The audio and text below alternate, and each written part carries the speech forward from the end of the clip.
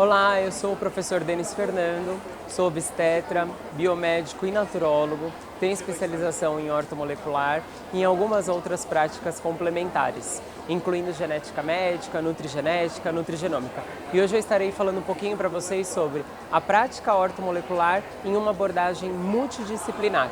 Acompanhe. Nós temos a suplementação, que não é um princípio geral.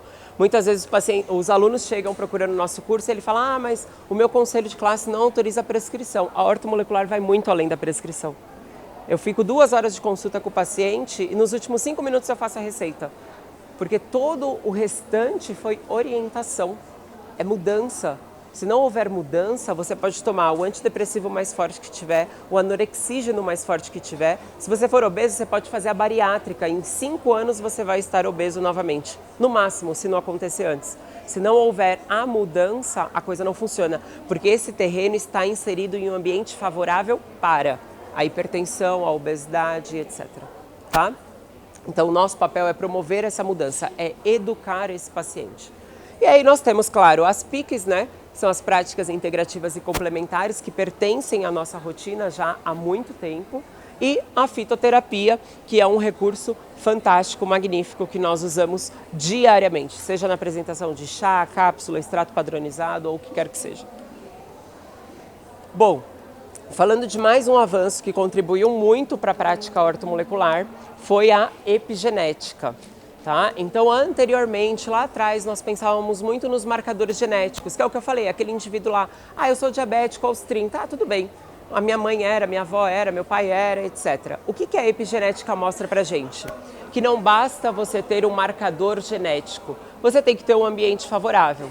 Então, quando eu venho com um marcador genético para qualquer tipo de doença que não é exclusivamente genética, então aqui eu estou falando de doenças crônicas não transmissíveis, então hipertensão, diabetes, hipertrigliceremia, obesidade, você tem um marcador que é um elo mais frágil, mas não significa que esse marcador vai se manifestar, não significa que vai haver expressão gênica. O que é expressão gênica? É a manifestação da doença a partir de um gene marcador patológico.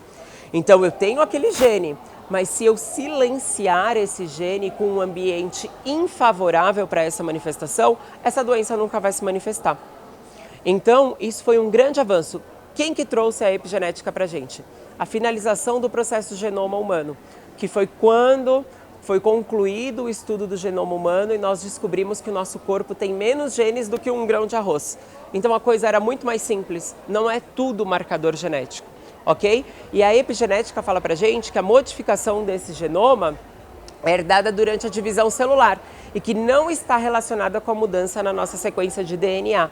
Ou seja, essas modificações acontecem o tempo todo, tá? Então, por exemplo, tem um marcador para câncer de mama, não significa que você vai manifestar o câncer de mama. Se você tiver um estilo de vida adequado, se você aumentar o consumo de crucíferos, provavelmente você faz com que o ambiente seja menos favorável. Não é uma certeza, porque é uma constante. Se amanhã ou depois você retardar essa prática, você vai fazer com que o ambiente seja favorável. Tá? Então aí entra a fitoterapia, a suplementação, como recursos para auxiliar no processo de atenuação gênica. Claro que parte de tudo isso ainda é muito distante da nossa prática clínica, mas o básico nós já temos. Se o paciente começar pelo básico, a melhoria é de 90% e é o nosso dever orientar esse básico, que muitas vezes é muito simples. E isso em qualquer área, seja para melhorar uma celulite, o paciente está fazendo tratamento para redução de medidas quando ele está obeso. Não é incomum vocês verem isso nas clínicas. O paciente está fazendo ultrassom de alta potência com uma circunferência abdominal de 2 metros. Não existe isso. Criolipólise numa circunferência abdominal de 1 metro. Não existe. Não tem via metabólica para isso, ok? Então, promover essa mudança de dentro para fora, parece clichê isso, né? Mas promover essa mudança de dentro para fora é de extrema importância, tá? Então, a epigenética é definida como as mudanças herdáveis na expressão do gene que não alteram a sequência do DNA, mas que são herdáveis pela mitose ao longo das gerações.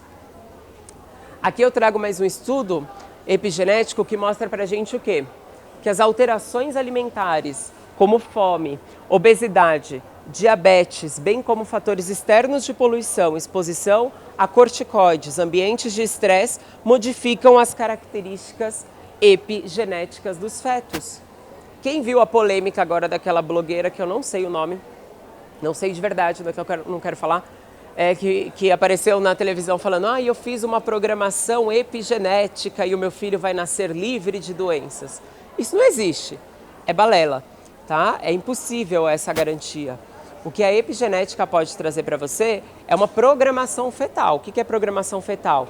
Então, antes da mulher engravidar, 1 ano, 2 anos antes, nós fazemos um levantamento, né, da saúde do homem e da mulher e tentamos mudar esse estilo de vida, promover o maior equilíbrio bioquímico para diminuir a probabilidade de ter uma gestação de alto risco, de ter uma diabetes gestacional, um RN de baixo peso, e até mesmo os estudos mais atuais mostram que esse processo de equilíbrio vai ter um impacto até 30, 40 anos de vida daquele RN, tá? Tanto na diminuição do índice de diabetes, de hipertensão e etc. Tá? Então aí cada vez mais a teoria do Ménetrier vem mostrando pra gente que o terreno biológico é de extrema importância. Bom, e a nossa abordagem ela é extremamente funcional.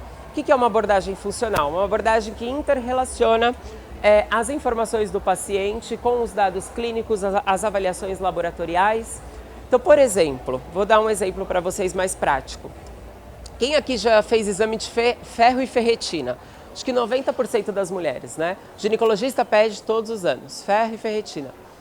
Aí você olha lá no laboratório, ferretina. O que é ferretina? É o nosso estoque de ferro, é o estoque. A ferritina é muito mais importante do que o ferro, tá? O seu laboratório, ele coloca lá como normal de 15 a 280. Aí você olha e fala... quer dizer, a mulher que tem 15, ela tá tão bem quanto a mulher que tem 280. Será que o ferro é tão insignificante assim? E aí aquela mulher chega lá com 16, falando que o cabelo tá caindo, tá cansada, tá fadigada, tá indisposta, tá com cansaço nas pernas, não consegue fazer atividade física, não tem boa reparação muscular. Basta uma menstruação com fluxo maior para essa ferritina sair de 15 para 8. E aí, se você não tem estoque, você não tem ferro. Se não tem ferro, a hemoglobina cai. Só que o ginecologista ele só vai tratar quando? Quando a hemoglobina da paciente estiver menor do que 12. Só que aquilo já se arrastou por 10 anos, 8 anos, 9 anos. Ela já está prostrada. Então, a nossa abordagem funcional é detectar aquilo já, interrelacionar com os sintomas. É fazer a tal da teia metabólica.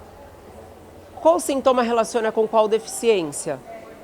Vamos confirmar com o laboratório? Veio aqui. Ótimo, excelente, você está com 15. Só que você, Andressa, não funciona com 15, como o laboratório diz. Você precisa de 70, 80. Então, vamos elevar isso até 80 e reavaliar se melhoraram os sinais e sintomas. Melhorou, ótimo. Então, isso é o que você necessita. Porque o laboratório classificou como normal o índice. O que ele fez? Ele reuniu 1.000 pessoas, quantificou. Elas estão vivas, supostamente saudáveis. Muitas vezes são zumbis, né? Cheio de sintoma, mas se você não tem colesterol, triglicéridos, não infartou, você está saudável. E aí viu que de 1.990 veio com 15, então 15 é o normal.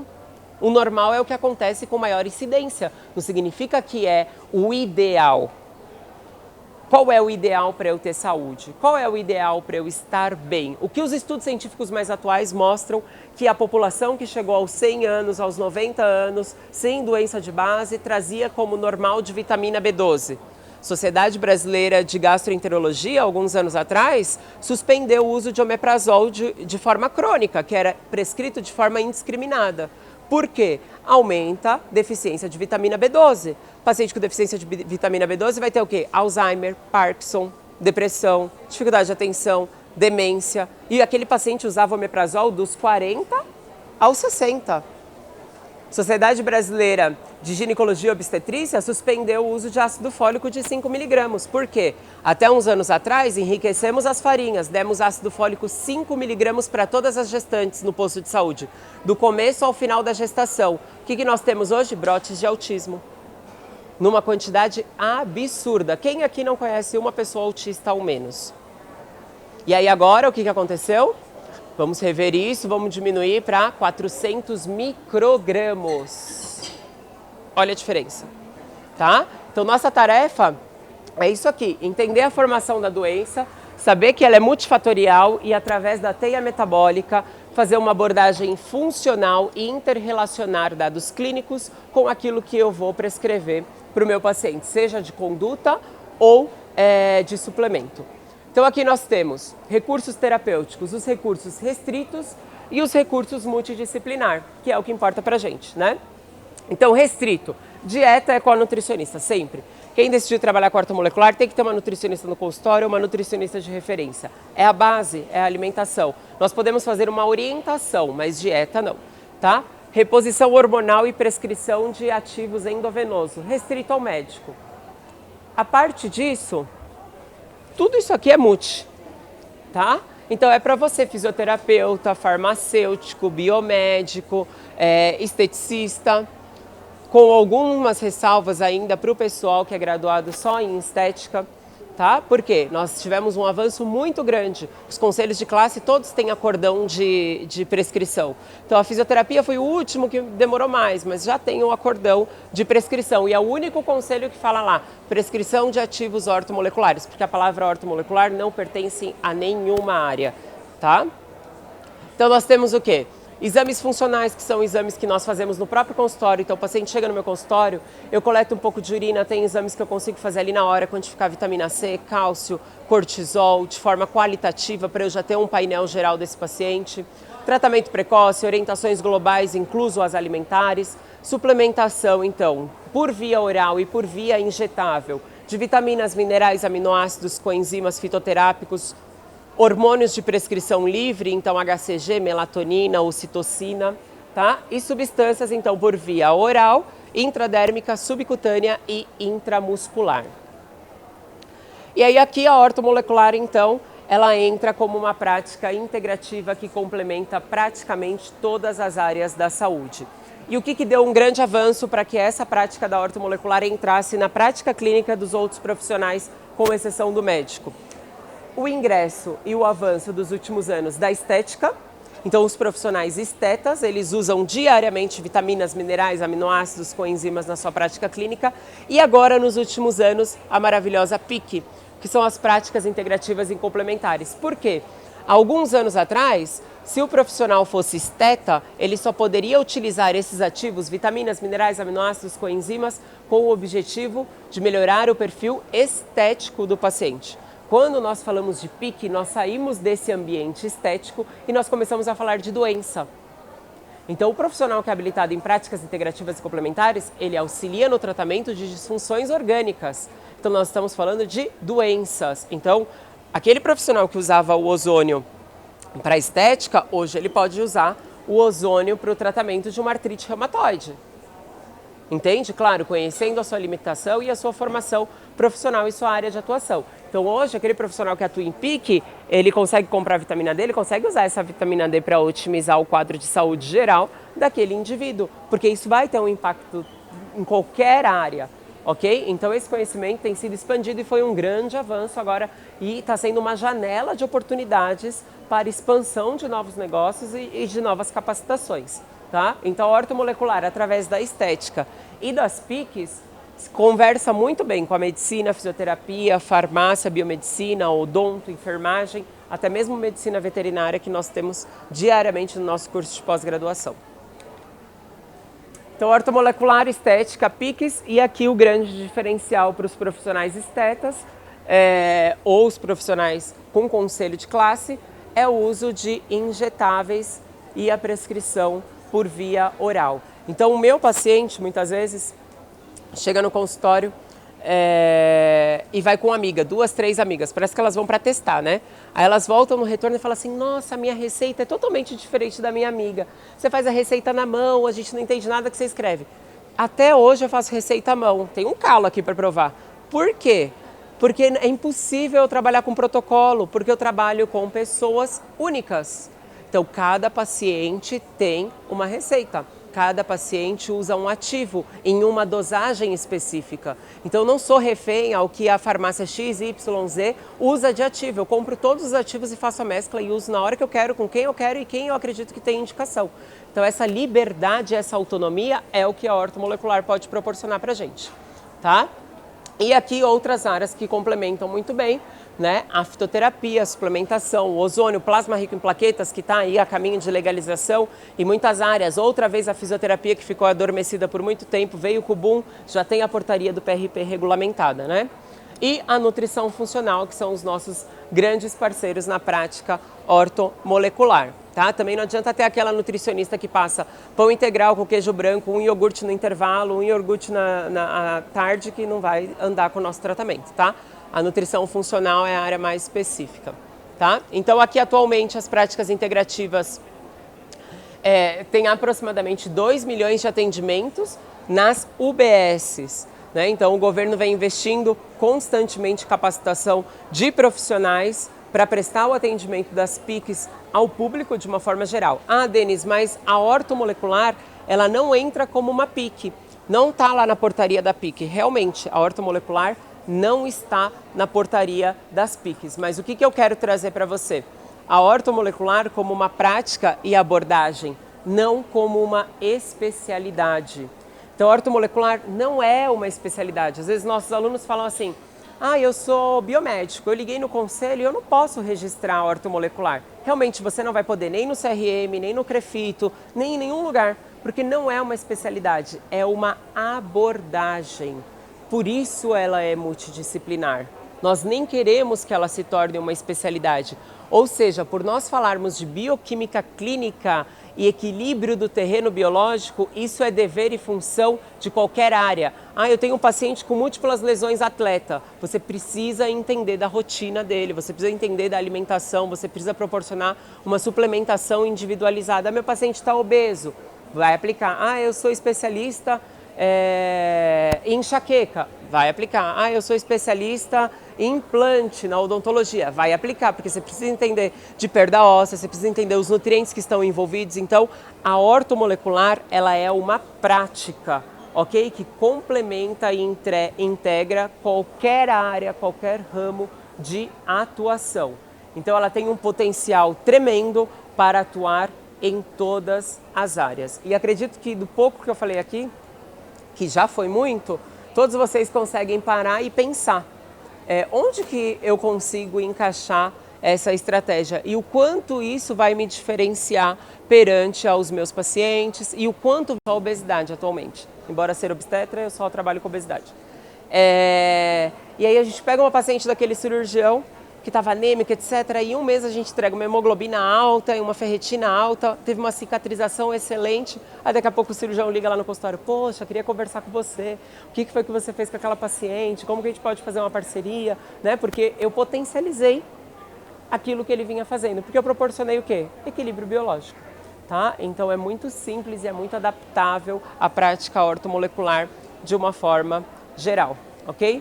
Espero que eu tenha passado um pouquinho da informação para vocês, tenha trazido um pouquinho de clareza sobre o que é ortomolecular, desmistificado, sair dessa onda de que é só prescrição, é só receita e entender que muitos de vocês já utilizam alguma coisa da ortomolecular no dia a dia de vocês sem conhecimento básico. E o meu papel é fazer com que vocês saiam desse ambiente escuro e venham para a luz para entender um pouquinho mais sobre a bioquímica clínica e sobre terreno biológico de uma forma geral, tá bom? Quem quiser mais informações, pode entrar em contato conosco. Aqui eu tenho 2 Instagrams, porque um é que eu utilizo já há muito tempo. Um vocês vão ver que tem menos seguidores, que a gente está planejando um Instagram só para profissionais, onde a gente vai começar a liberar conteúdo para profissional. E o Instagram do IDEPS, que é a nossa instituição de ensino, tá? Então, quem quiser informações sobre o nosso curso de pós-graduação, pode entrar em idepes.com.br. E hoje, apenas hoje, estamos dando 50% de desconto para a primeira mensalidade da nossa pós-graduação em ortomolecular e 10% durante todo o curso. Quem mandar uma mensagenzinha, ó minha cola aqui, ó, de faculdade. Quem mandar uma mensagem no 982722121, então vou repetir, 9 8272-2121. Pode conseguir mais informações sobre o nosso curso de pós-graduação e pode garantir aí essa bolsa, esse desconto falando que é do Estética em São Paulo. 98272-2121. Ou pode entrar lá no site que tem o link direto pro WhatsApp, que é o idepes.com.br. Tá bom? Foi um prazer estar com vocês. Muito obrigado pela presença de todos.